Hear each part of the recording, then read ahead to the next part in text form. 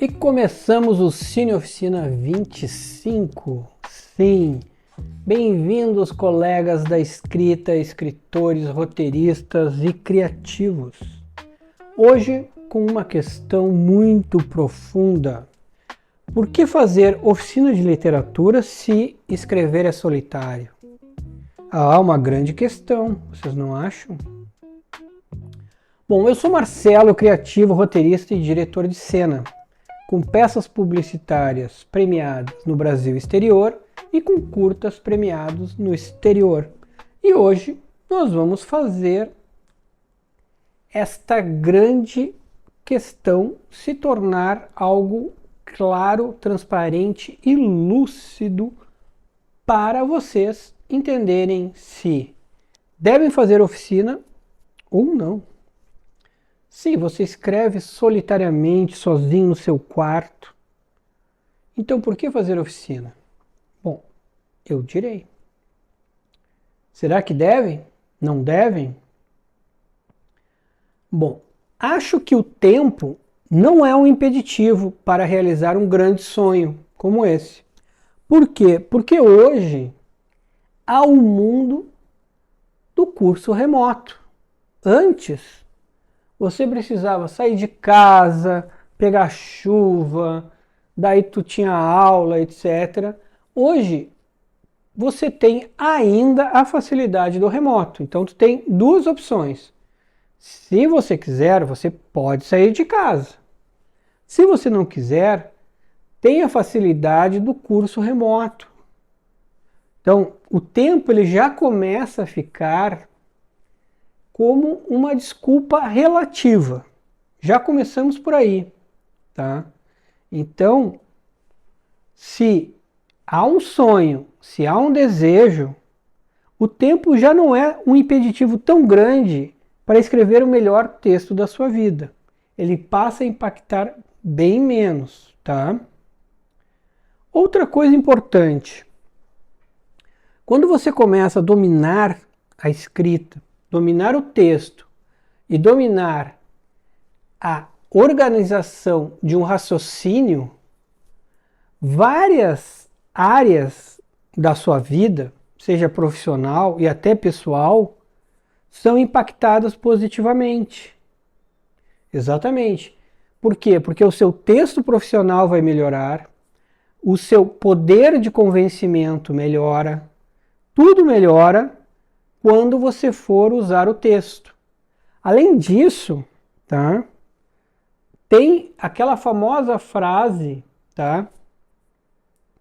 Do Althusser, que fala que escrever ajuda a raciocinar, né? E uma vez eu contei aqui para vocês, tá? Que quando eu preciso tomar uma decisão importante, eu passo a escrever sobre o tema. E geralmente isso me ajudou a tomar decisões. Isso é interessante.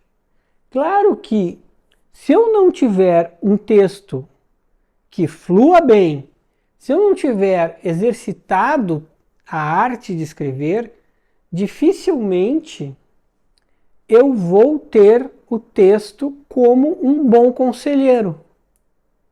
Então vejam bem, a arte de escrever pode impactar positivamente em várias áreas da minha vida, tá? Então lembrem, escrever obriga a refletir, tá? E aí eu quero trazer uma frase de Kafka que me impacta muito, me faz pensar e além disso faz com que o ofício da escrita se torne algo sublime. Alguns podem se assustar no início, mas se acompanharem o meu raciocínio, vão ver que a minha leitura, porque eu não me aprofundei, eu tive acesso a essa frase a partir do livro Lições de Roteiristas. E eu não senti necessidade de ir atrás do contexto em que o Kafka usa. Os puristas que me perdoem. Mas ali havia um contexto que já me interessava nesse livro. E a leitura com que eu desenvolvo essa frase, tá, me interessa e torna o universo que eu criei a partir dessa frase, sendo ela conectada com Kafka ou não, sublime e importante para mim. Essa frase diz assim, a frase de Kafka: escrever é lutar contra a morte. Mas, então, escrever, de certa forma, é transcender. E eu li na primeira vez que eu tive acesso à frase que esse lutar contra a morte é o transcender, transcender a nossa existência, tá? Ou seja, o escritor, o verdadeiro escritor que escreve com maestria, com a mágica do escritor, com a conexão com o outro, e esse outro é o outro que está aqui e que vai estar no futuro, e isso acontece muito, né? A gente tem autores como Aristóteles, que a gente se conecta, né? É transcender a sua existência, é se tornar imortal, né? Essa foi a primeira leitura que eu tive. E eu acho que, de certa forma, é a leitura primordial para mim dessa frase. Mas existem outras transcendências, ou outras mortes e outras lutas que a gente pode pensar, que a gente pode avaliar. Ou seja, pode ser a luta contra a morte do pensamento, a morte da alma, né? A morte do encanto de viver, e aí sim a morte da existência, né? Ou a transcendência de tudo isso, fazendo que a nossa vida se torne algo maior. Porque na minha vida a literatura faz parte de algo maior, ou ela transformou a minha vida em algo maior, definitivamente, tá? Então, já começa por aí a minha relação com a literatura e a importância da literatura na minha vida, certo? Ou seja, quando tu começa a te dedicar à literatura de forma séria, de forma a compreender a sua técnica, compreender a realizar a mágica que a gente chama da literatura, que tem muito de técnica e tem muito de razão, né? A literatura passa a fazer com que tu transcenda várias questões negativas da tua vida, até mesmo a solidão. Porque, de certa forma, tu passa a estar acompanhado de palavras, passa a estar acompanhado de sentimentos, tu passa a estar acompanhado de personagens, tu passa a viver muitas vidas e muitas emoções. E eu não estou dizendo para que tu fiques enfurnado num quarto só escrevendo, porque eu acho que o escritor também precisa viver para escrever. Mas, mesmo assim, tu começa a criar mundos muito interessantes, que já vem de Vargas Llosa. Vargas Llosa diz que o escritor é um criador de universos, um criador de mundos, tá? E ele, inclusive, confirma dizendo: mundos mais interessantes que o mundo em que vivemos, ok? Ao mesmo tempo, ele alerta: tu não pode te tornar um Dom Quixote e misturar todo o teu universo imaginário com a tua realidade. Não é isso também que a gente está falando, Mas, definitivamente, quando tu tem o teu mundo real, mas ao mesmo tempo tu dedica uma parte da tua vida a viver a tua ficção, tua vida fica mais rica. E tu tem que pensar sobre isso. E tu tem que pensar a possibilidade da transcendência, de transcender. E tu não precisa necessariamente transcender a tua existência, que é uma das coisas mais difíceis de fazer.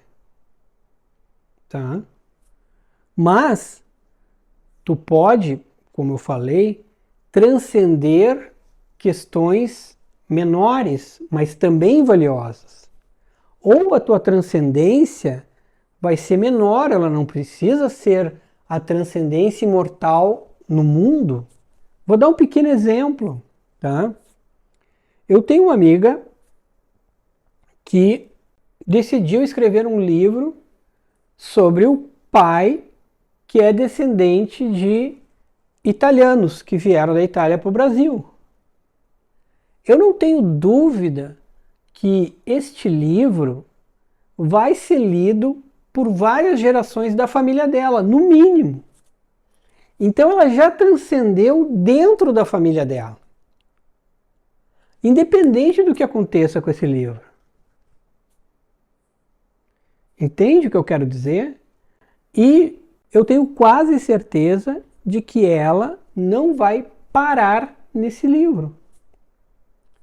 Entendam, antes de pensar em se tornar um Borges, em se tornar um cara imortal, busquem a transcendência do momento, a transcendência da proximidade. Outra coisa importante, eu não escrevo solitariamente, eu escrevo em cafés, é o meu jeito. Mas eu reviso solitariamente, é o meu estilo. Ah, eu preciso escrever solitariamente, não tem problema. Agora nós vamos passar para um outro momento muito interessante da escrita, que é o quê? É a experiência de grupo que necessariamente você deve passar se quiser escrever como um profissional ou escrever em alto nível. Por que eu digo isso? Tá? Porque os grandes pensadores, artistas, escritores buscaram essa experiência. Buscaram tanto a experiência, se for escritor, da oficina, como buscaram a experiência do grupo para troca de conhecimento, para troca de opiniões, tá? E aí, para não ficar só numa questão de o Marcelo acha isso, eu trago provas, eu sempre trago provas, tá? Então, assim, os grandes pensadores, os maiores, sempre se agruparam, tá? Eu vou trazer primeiro provas da arte. Obviamente, como eu tenho feito aqui normalmente, eu vou assassinar alguns nomes, tá? Então eu peço perdão às pessoas, tá? Mas é de praxe eu assassinar alguns nomes. Mas vamos lá, Picasso tinha o seu grupo, tá? Em Paris. Em Paris ele tinha o Guillaume Apollinaire, o Max Jacob e a Gertrude e o Léo Stein. Então vejam bem, o grande Picasso se reuniu com outras grandes cabeças e eles se juntavam, tá, para falar e para discutir sobre arte, sobre pensamento, sobre política, uma série de coisas, tá? Inclusive, ele tinha um amigo chamado Carles Casagemas, que foi o grande influenciador dele na fase azul. Vejam, existem influências externas. E muitas vezes essas influências são importantes, tá? Vamos a um outro grupo. Hemingway, tá? Hemingway tinha uma turma também de grandes escritores. Na verdade não era dele, né? Eram vários. Na verdade era Hemingway, James Joyce, F. Scott Fitzgerald, Gertrude Stein e Ezra Pound. Isso aí eles se encontravam em Paris, tá? Quando eles estavam em Paris. E trocavam experiências. Vocês se deram conta de uma coisa? A esperta da Gertrude Stein estava nos dois grupos. Sacaram? Ela era esperta. Tá? Então, o que eu quero dizer? Quando tu começa a te aprofundar na literatura, te aprofundar na arte, te aprofundar em algo ligado ao pensamento, tu também acaba te conectando a pessoas que querem falar sobre aquilo. Porque é necessário também falar sobre, para tu evoluir. Ok? E olha que interessante, eu tenho esse livrinho aqui, ó, da Gertrude Stein, tá? E nesse livrinho, que ela aborda sobre o processo criativo do Picasso, ela traz um raciocínio que eu achei bem interessante. Ela diz assim, é uma opinião dela, tá, pessoal? Ela diz que o Picasso, ele aprende a trabalhar com as cores, segundo ela, a partir do quadro Guernica e do trabalho dele com preto e com branco. Me pareceu muito interessante essa análise dela, tá? Eu que voltei a pintar faz algum tempo, tá? Deduzi que tem muito a ver com o dominar a luz e a sombra, e que daí isso ajudou ele a dominar melhor as cores, tá? Mas isso, tá, é a opinião prosaica do Marcelo, que não é um expert nas artes plásticas. Para ter uma visão assim profissional e adequada, a gente precisaria da ajuda de profissionais. Se quiserem escrever sobre o tema, a gente vai agradecer muito, mas é a opinião e foi o que disse a Gertrude nesse livro, tá? E ela era da turma do Picasso, tá? Mas vejam, caras grandes, nababescos, que estavam lá em cima, se reúnem para evoluir. Tu quer tomar outro caminho? Tudo bem, mas vai ser muito sofrido e a possibilidade de êxito é rara, tá? Eu vou dar mais uma razão para tu te juntar com a turma, tá? Fazer uma pergunta para ti. Há quantos anos você busca referências, estuda narrativa, técnica, estuda processo criativo e estuda aplicação de técnicas para evoluir? Pensa contigo agora, há quantos anos tu faz isso? Bom, agora eu te digo, se você for buscar um bom mestre que está na ativa, possivelmente esse bom mestre está fazendo isso há mais de 10 anos. Eu, por exemplo, estou fazendo isso há mais de 30 anos.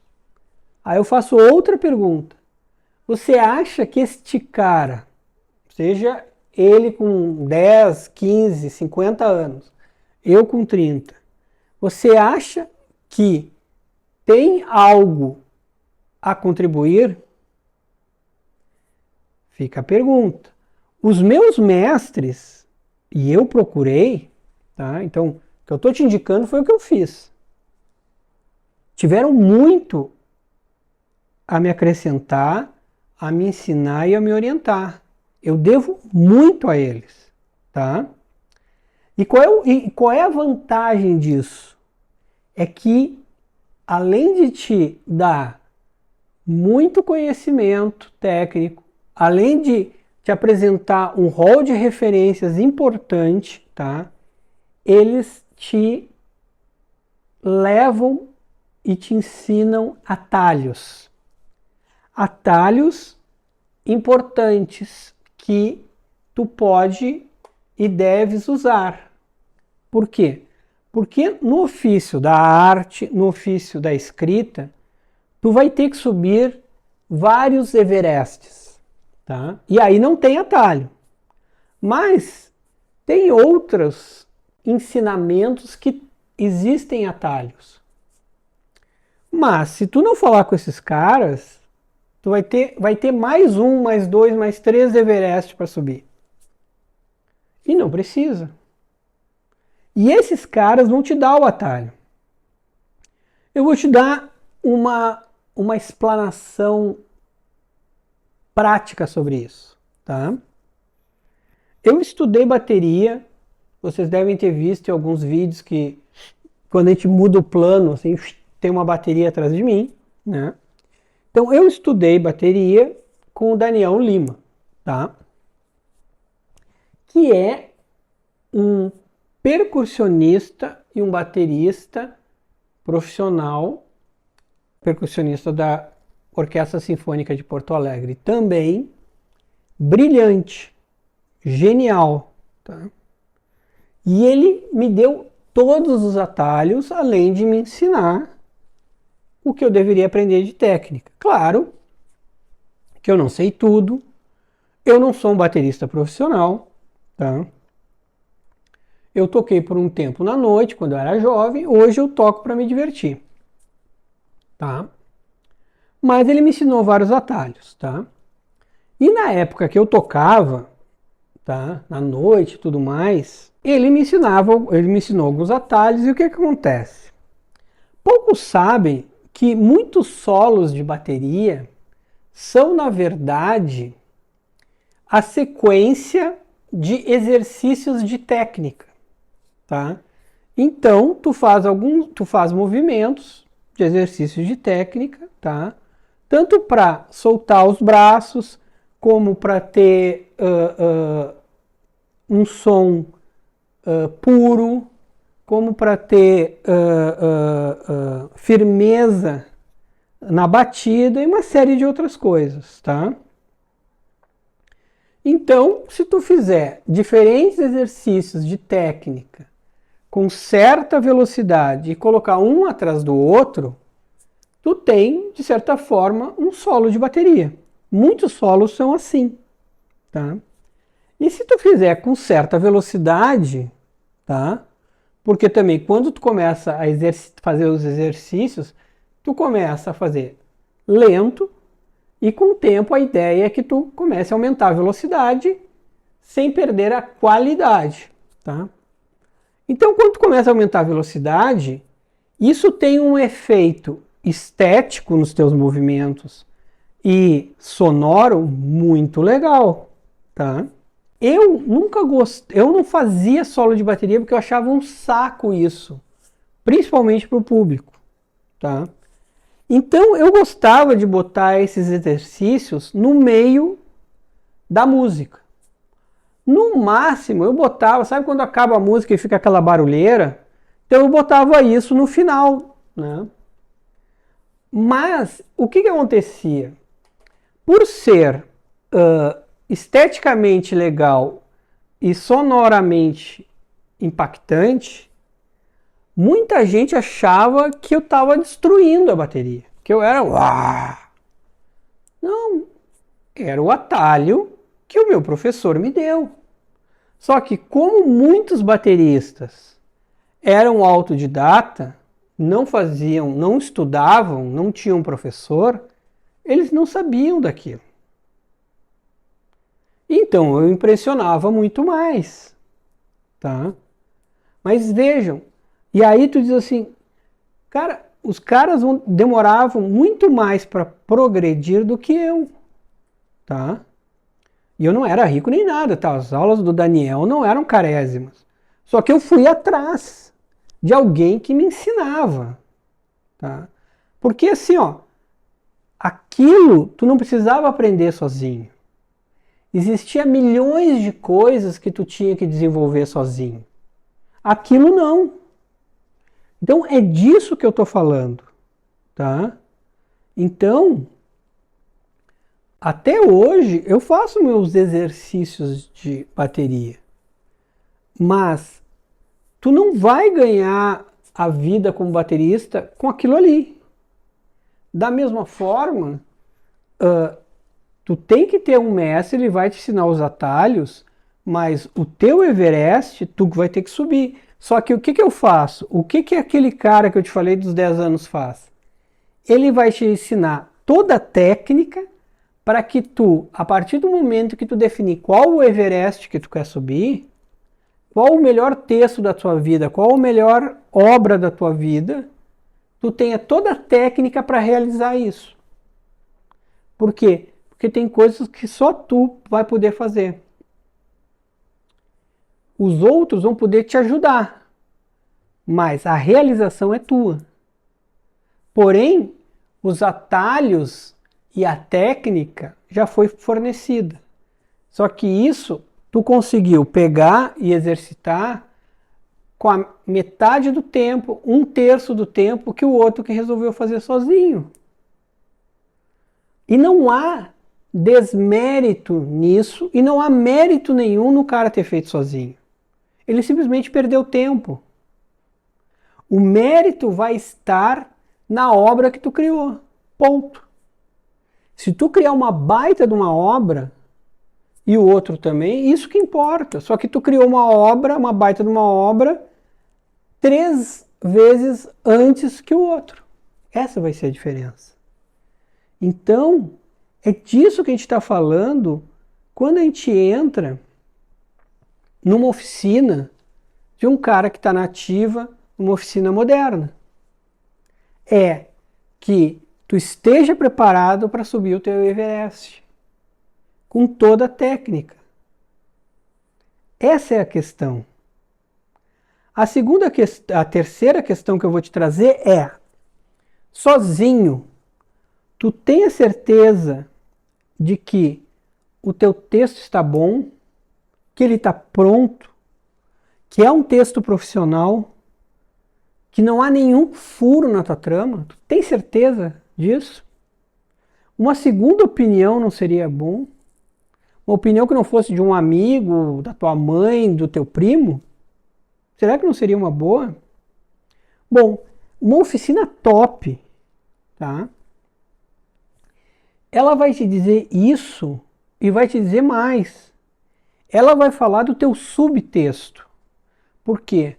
Porque se a tua trama não tiver um subtexto, tem problema. Nenhum bom escritor, nenhum escritor top pode ser raso. Então, aí é que está a questão. Uma grande oficina vai te fazer escrever grandes textos com subtextos. E também vai analisar isso. Vai trazer isso para que tu penses, tá? Então, vejam, olha quanta coisa a gente começa a acoplar no universo da escrita. E quanta coisa positiva, quanta coisa legal. Quanta coisa que está relacionada à vida, né? Lembre-se, o amigo do Picasso influenciou na fase azul. Isso não é pouco, hein? Mais uma coisa. Além de tudo isso, tu vai estar vivendo num ambiente com pessoas que têm o mesmo objetivo, executam algo similar, porque vão estar escrevendo textos, tá? Amam a mesma coisa e querem compartilhar a mesma coisa. Então, ali tu tem tudo para fazer conexões e criar os teus grupos que no futuro tu vai compartilhar, que nem o nosso amigo Hemingway, que nem a nossa amiga Gertrude, tá? Ou seja, grupos importantíssimos para que tu nunca deixe de evoluir, tá? Ou seja, escrever pode ser solitário, tá? Tu quer escrever solitário? Beleza, eu escrevo em café, já expliquei. Mas tu quer escrever solitário, não tem problema. E é natural. Mas evoluir não é solitário. Evoluir é um processo em grupo.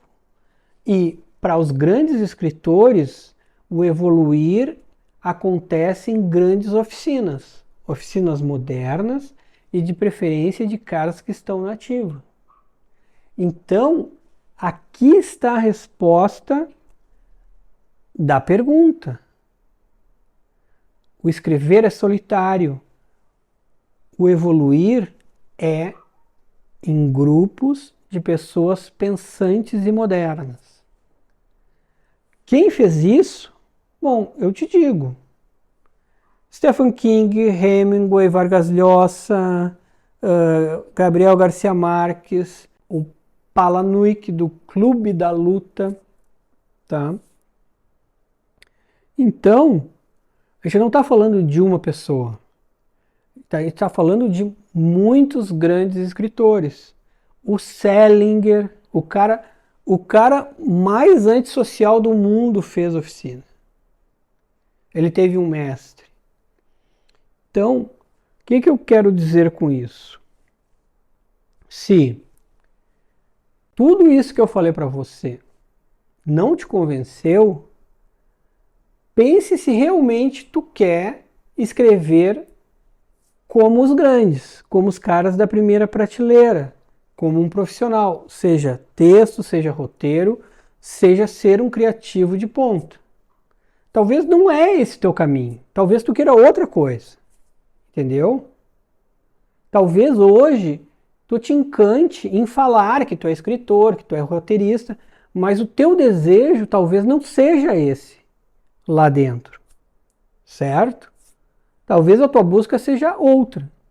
Por quê? Porque a busca de um verdadeiro futuro escritor, a busca de um verdadeiro futuro roteirista ou criativo, passa por esse caminho. Ah, talvez 0,01% chegou lá sem esse caminho, mas sofreu muito. Eu não indico para as pessoas sofrerem. Eu indico para as pessoas que querem escrever o melhor texto da sua vida, elas podem passar isso com algum prazer, com boas companhias. Por quê? Porque escrever também não é fácil. Então, como eu já disse, qual foi a relação que eu fiz? Eu fiz o Everest. Então tu vai ter o teu Everest para subir. O caminho não vai ser fácil de todo jeito. Então, tu não precisa complicar mais. Então, facilita naquilo que tu pode facilitar, te dedica e encara o teu Everest. Essa é a dica que eu tenho para te dar, tá? Então, quer encarar essa, que é um caminho maravilhoso, seja profissional, seja para o teu encanto de vida, teu propósito de vida, vamos junto. Vem aí, o Cine Oficina tá aí. Beleza? Vamos lá.